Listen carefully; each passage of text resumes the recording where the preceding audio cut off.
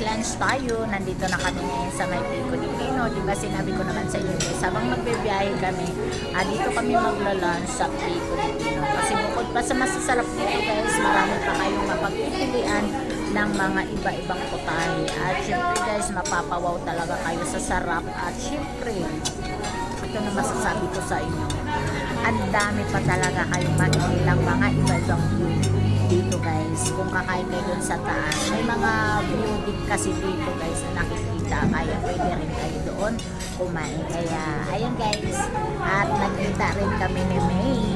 Ayan yung super tagal na dito na nagtatrabaho. Sa wakas nagkita rin kami dalawa. Ayan guys, nagkita ulit kami ni May na nagtatrabaho siya dito sa Pico di Pino. Ayan, hindi ko akalain guys na magkikita kami ngayon dito na nag-lunch kami. Akala kasi namin guys wala na siya dito. Kaya kanina guys nagulat ako, nagulat din siya sa akin. Thank you so much May. Ayan, God bless you more always. Bye! Ayun guys, nandito na kami ngayon sa may Pico di Pino guys. Nandito na kami ngayon at dito na rin po kami nag-lunch. Ito yung sinasabi ko sa inyo guys, yung fresh lumpia nila guys, dahil ay bukod pa sa napakalasa yung niya guys, yung sauce niya dito guys.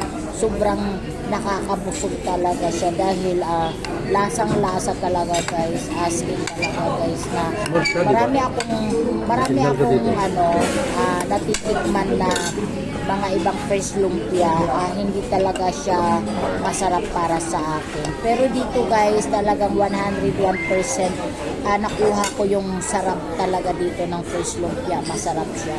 Dahil hindi naman talaga ako kumakain ng fresh lumpia sa mga iba guys, kasi iba talaga yung lasa. Pero dito guys, napapakain talaga nila ako ng fresh lumpia dito dahil napakasarap. Meron din pala sila dito ngayon, bombilyo. Kala ko.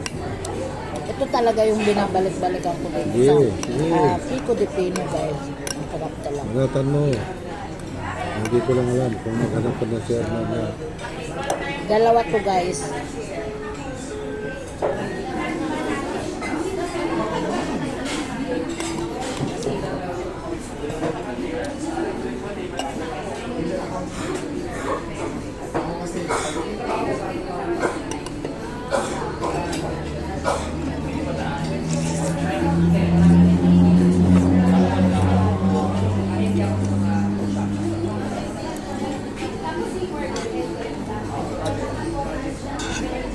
Sarap.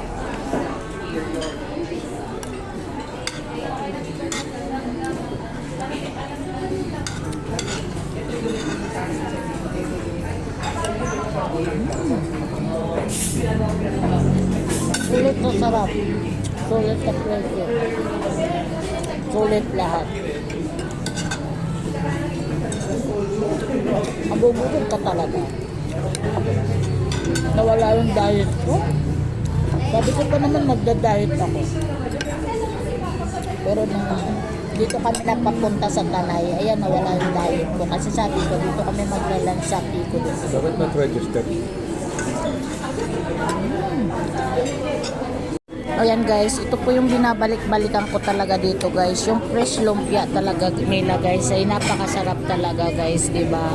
Ayan, kung nakikita nyo yan guys, isang order, 2 peraso, talagang sulit na sulit. Busog pa talaga kayo guys, diba? Guys, ito po yung order namin guys. Thank you.